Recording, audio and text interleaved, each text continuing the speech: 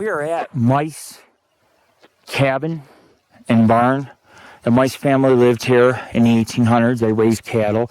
They probably had grown some of their food. They hunted deer for food here. I mean, it's obviously you got to live off the land. This is House on the Prairie stuff. And we did Meiss Lake, so you can go look at our updates on our site of the Meiss Cabin. But since this is an entirely different expedition, we're going to include Meiss Cabin in this update too. But we finally made it. We're a couple miles in. We got a couple more miles to the lake. I mean, we've done quite well. And I think that this is going to turn out to be a really decent hike. But Sue decided to not go with us. I told her to, you could take a break, you could rest.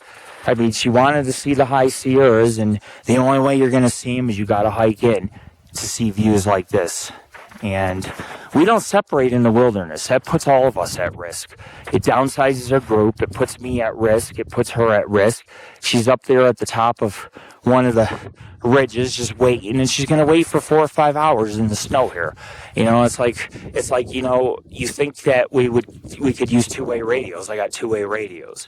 So I'm a little bit, right now, bothered by the fact that, this is a team thing. This is a Bigfoot expedition.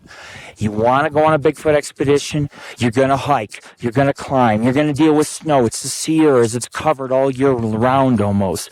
You're going to deal with these obstructions, but it feels good to get to the end of the trail, see what you came to see, do what you came to do.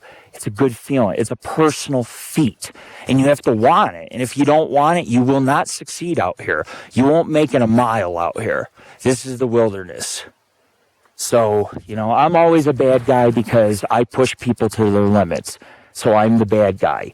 And it's like, we've been doing this for 14 years? I mean, it's, what I'm saying? It's almost sacrilegious to go out with us and not follow through with what you say or what you're going to do. It's sacrilegious. When you're with the team, you're with them to the end, the very end. It don't matter how bad your legs hurt or if you're tired. You move at your own pace, you go at your own pace, but you never, rule number 1, do not separate the group. Do not leave people behind. These are your comrades, your brothers and your sisters. I'm done. That's all I'm going to say. I am done with the bullshit.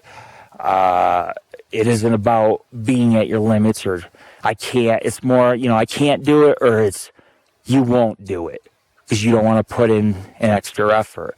And if that makes me a bad guy for motivating and pushing people, then I'm a bad guy. But I took time out of my week to come up here to plan these things, waking up 5, 6 a.m. every day. I haven't even had a break from moving and cleaning my old house. I went straight from that to going up in the Sierras and up in the Nevada wilderness. And it's like I'm already 2 miles in, so what am I supposed to do? Turn back when I'm halfway to the lake? But anyways, this is the Meiss homestead. They lived here, they raised cattle, they used the lake for water. When the snow melts, this is just a flat green meadow of wild flowers. It is beautiful. Even with the snow, it's beautiful. I mean, it really gives you an idea of what the high Sierras are truly about. This is what it's about. It's about snow, beautiful cliffs and peaks. There's a lot of UFO and Bigfoot activity here, and I'm bringing it all to you. This is a Bigfoot expedition. This is not a little nature trail, that goes in a circle. This is the wilderness. It's expected. You're going to hike. You're going to bust some balls and bust some ass. We're here to collect evidence. I've already collected a footprint, a track, and I plan on today finding more to prove that this area has a healthy Bigfoot population. This is Lord Rick.